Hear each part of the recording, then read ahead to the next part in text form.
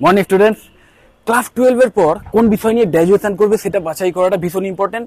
কারণ এমন বেশ কিছু গ্র্যাজুয়েশন কোর্স আছে বা ডিগ্রি কোর্স আছে যেগুলো করার পরেই তুমি কিন্তু হাতে যেমন সার্টিফিকেটটা পেয়ে যাবে, তেমন চাকরির অ্যাপয়েন্টমেন্ট লেটারটাও হাতে পেয়ে যেতে পারো, যদি এখন থেকে ঠিকমতো কোর্সটা চয়েস করে নাও।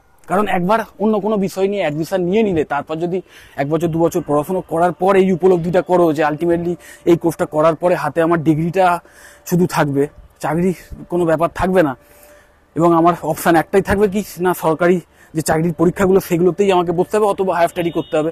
তো পরে এই সবগুলো ভাবাচ্ছে, এখন থেকেই যদি একটু ভেবে নাও এবং ভেবে সেই প্রফেশনাল ডিগ্রি কোর্স বেছে নাও, তাহলে কিন্তু অনেক সুবিধা হবে। তো বেশ কিছু প্রফেশনাল ডিগ্রি কোর্স আছে, সবগুলো নিয়ে এই ভিডিওতে আমি আলোচনা করব না, ছোট করে ভিডিওটা করছি। তো আজকে যে বিষয়টা নিয়ে আলোচনা করব সেটা হচ্ছে বিএসসি ইন মিডিয়া সায়েন্স। এই বিষয় নিয়ে এর আগেও আমি অনেকগুলো ভিডিও করেছি, তোমরা দেখে নিতে পারো। তো এইখানে আমি আরো একটা ওভারঅল আইডিয়া তোমাদের দিয়ে দিই যে এই কোর্সটা কেন করবে। দেখো, বিএসসি ইন মিডিয়া সায়েন্স যে কোর্সটা, সেটা করতে গেলে তোমার যে এলিজিবিলিটি লাগবে সেটা হচ্ছে ক্লাস 12 পাস করতে হবে এবং যে কোনো স্ট্রিম নিয়ে, এবং মিনিমাম 50% থাকতে হবে। তো এই পার্সেন্টেজ নিয়ে তোমরা যদি ক্লাস 12 পাস করো তাহলেই কিন্তু তোমরা এই বিএসসি মিডিয়া সায়েন্স যে কোর্সটা সেটা করতে পারবে। এই কোর্সটা অবশ্যই ম্যাকআউট অ্যাফিলিয়েটেড যে কলেজগুলো আছে সেই কলেজগুলোতে করানো হয়, এবং ম্যাকআউটের যে সিলেবাস সেই সিলেবাস ওয়াইজ কলেজগুলোতে কিন্তু পড়ানো হয়। এবং এই কোর্সটা করার পর তোমরা যে হাতে যে ডিগ্রিটা পাবে সেই ডিগ্রিটাও মানে কিন্তু ম্যাকআউট থেকেই তোমাদের দেওয়া হবে, মানে Maulana Abul Kalam Azad university of technology, রাজ্য সরকারের, পশ্চিমবঙ্গ রাজ্য সরকারের যে ইউনিভার্সিটি, সেই ইউনিভার্সিটির অ্যাফিলিয়েটেড কোর্স এটা। সব বুঝতে পারছ, মানে কোর্সটার যে ভ্যালিডিটি সেটা অবশ্যই, মানে সেটা নিয়ে কোনো প্রশ্ন ওঠে না। আর সেকেন্ড হচ্ছে যে এই কোর্সটা থেকে তোমরা কি কি শিখবে। দেখো, এই কোর্সটা থেকে মিডিয়া রিলেটেড যা যা স্কিল সেটের দরকার হয়, মিডিয়া মানে কি, যে সংবাদ মাধ্যম বা ফিল্ম ইন্ডাস্ট্রি বা বিভিন্ন যে গ্রাফিক ডিজাইন কোম্পানিগুলো সেই সমস্তগুলো, তারপরে ধরো বিভিন্ন ফ্যাশন যে ইন্ডাস্ট্রি, এই সব কিছু নিয়েই, মানে বিনোদনের যে ইন্ডাস্ট্রি রয়েছে এবং তার সাথে তাদের সংবাদ মাধ্যম, সেই পুরো মিডিয়া, এই পুরো যে ইন্ডাস্ট্রি, এই এতগুলো বিষয় নিয়ে যে ইন্ডাস্ট্রিগুলো সবই কিন্তু মিডিয়ার আন্ডারে পড়ে। সো এই কোর্সটা করার পরে, মানে এই কোর্সটা যখন তোমরা করবে তখন তোমরা জার্নালিজম শিখবে, কিভাবে নিউজ অ্যাঙ্করিং করতে হয় সেটা শিখবে, তার সাথে সাথে গ্রাফিক ডিজাইন শিখবে, ফটোগ্রাফি শিখবে, ভিডিওগ্রাফি শিখবে, এবং অবশ্যই যে ভিডিওতে যে স্পেশাল এফেক্ট দেওয়া হয় তার যে টেকনিক সেইগুলো শিখতে পারবে। এবং শুধু তাই না, তার সাথে সাথে ডিজিটাল মার্কেটিংটা শিখতে পারবে। ডিজিটাল মার্কেটিং এমন একটা বিষয় যার উপর কিন্তু এখনকার দুনিয়াও দাঁড়িয়ে আছে, ভবিষ্যতে এর মানে ইউটিলাইজেশন আরও বেশি বাড়বে।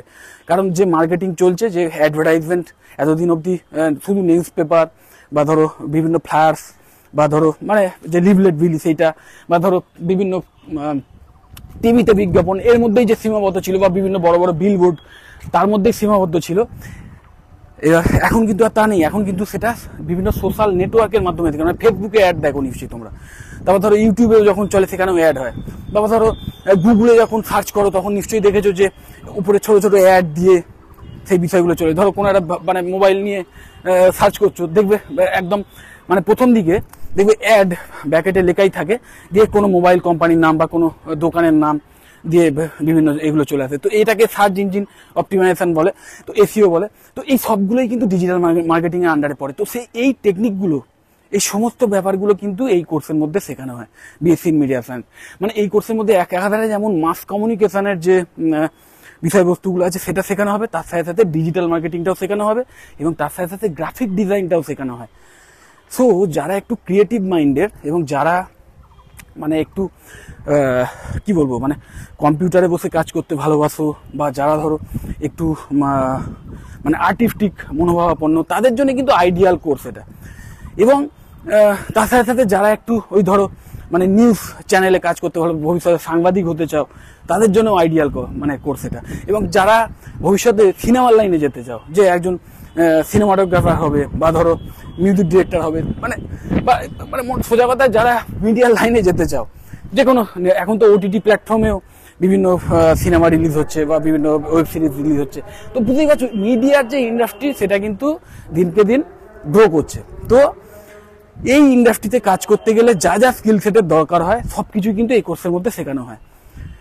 সো যদি তোমরা এই কোর্সটা নিয়ে পড়াশোনা করো এবং এই কোর্সের মধ্যে বুঝতেই পারছো অনেকগুলো বিষয় নিয়ে মানে দক্ষতা, মানে অনেকগুলো পেশাগত দক্ষতা মানে এই কোর্সের মধ্যে শেখানো হয়। তো সবগুলো তো তোমার পক্ষে মানে একদম সবগুলো সমস্ত দক্ষতা বা সমস্ত যে স্কিল সেট সেই সবগুলোতেই মাস্টার হয়ে ওঠা তোমার পক্ষে সম্ভব নয়। যদি হতে পারো খুবই ভালো, আর যদি নাও হও তাহলে আমি বলবো মিনিমাম 2 কি 3টে বিষয়ে স্কিল সেট তৈরি করে নাও যেটা তোমার বেশি ইন্টারেস্ট যেগুলোতে।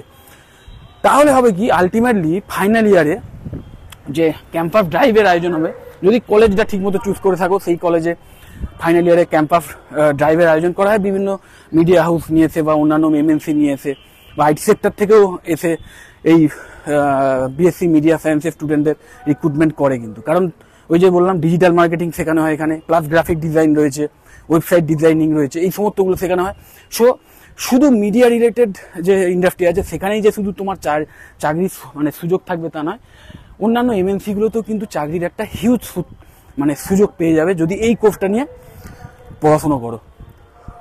শুধু কলেজটা বাছাই করার সময় কয়েকটা জিনিস দেখে নেবে যে সেই কলেজটা যেন অবশ্যই ম্যাকআউট অ্যাফিলিয়েটেড হয়, এটা দেখে নেবে। এবং তার সাথে সাথে এটাও দেখে নেবে যে সেই কলেজে যারা ফ্যাকাল্টি মেম্বার্স আছেন তারা যেন ফুল টাইম হয় এবং প্রফেশনাল হন।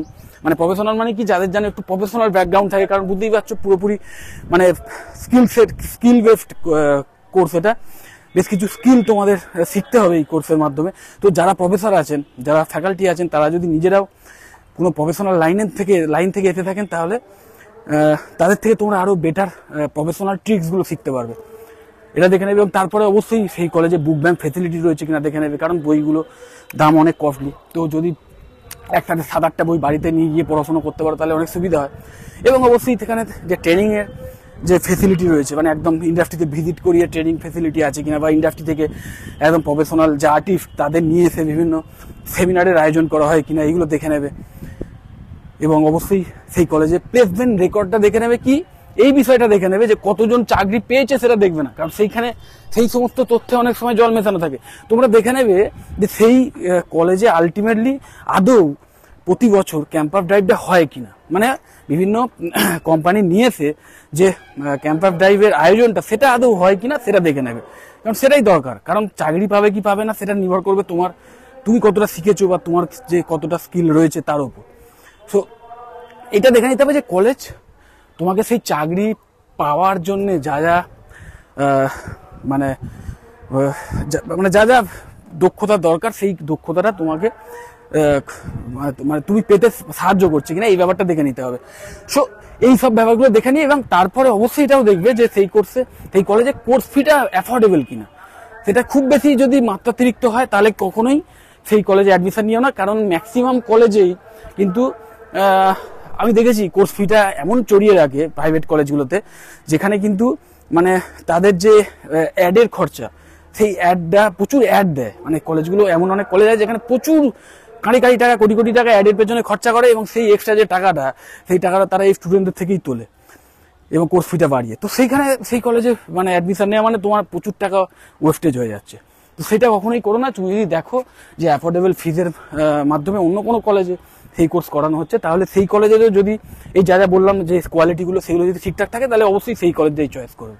তো আমি আমাদের কলকাতায় যে সমস্ত কলেজগুলোতে অ্যাফোর্ডেবল ফিজের মাধ্যমে এই কোর্সটা করানো হয় সেই কলেজগুলোর ওয়েবসাইট লিঙ্ক দিয়ে দিচ্ছি, অফিসিয়াল ওয়েবসাইটের লিঙ্ক দিয়ে দিচ্ছি। তোমরা সেই কলেজগুলো ওয়েবসাইট লিঙ্কে ভিজিট করে কলেজগুলো সম্পর্কে ডিটেল দেখে নিতে পারো। সেখানে যে অ্যাডমিশন এনকোয়ারি ফর্ম আছে সেটা ফিল আপ করে রাখতে পারো। তাহলে হবে কি, তাদের যারা এক্সিকিউটিভ আছে তারা তোমার সঙ্গে যখন ফোনে কথা বলবে তখন তুমি সেই কলেজ সম্বন্ধে আরও ডিটেল জেনে নিতে পারবে। এবং অবশ্যই অ্যাডমিশন নেওয়ার আগে বা সিট বুকিং করার আগে কলেজে ভিজিট করে মানে গার্জেনকে নিয়ে ভিজিট করবে, কলেজের বিষয়ে আরও ডিটেলে জানবে, তারপরে স্যাটিসফাই যদি হও তবেই অ্যাডমিশন নেবে। আর আরেকটা কথা বলে দিচ্ছি, আমি যে কলেজগুলোর ওয়েবসাইটের লিঙ্ক দিচ্ছি শুধু সেইগুলোই যে ভালো বাকি সব খারাপ সেরকম কোনো ব্যাপার নয়। আমি যে সমস্ত কলেজগুলো সম্পর্কে জানি সেই কলেজগুলো সম্পর্কেই আমি বলবো। নিশ্চয়ই আমি যে কলেজের সম্বন্ধে জানি না সেই কলেজ সম্পর্কে বলছি না। তো যে কলেজগুলো সম্পর্কে জানি এবং যে কলেজগুলোতে অ্যাফোর্ডেবল ফিজ আছে, ফিজের মাধ্যমে এই সমস্ত গুড কোয়ালিটিস গুলো আছে যে সমস্ত কলেজে, সেই কলেজগুলোরই ডিটেল আমি আমার এই ভিডিও ডেসক্রিপশন বক্সে দিয়ে দিচ্ছি। তো ভিডিওটা যদি ভালো লাগে অবশ্যই লাইক দিও, আর আমার চ্যানেলটা যদি সাবস্ক্রাইব না করে থাকো তাহলে অবশ্যই সাবস্ক্রাইব করে নিও। আর তোমার বন্ধু বান্ধবদের এই ভিডিওটা যতটা পারো শেয়ার করে দাও, যাতে তারাও এই কোর্সের ব্যাপারে জানতে পারে এবং এই কোর্সটা করে নিজের কেরিয়ারের যাতে উন্নতি করতে পারে। খুব শিগগিরই আবার দেখা হবে তোমাদের সঙ্গে। টাটা।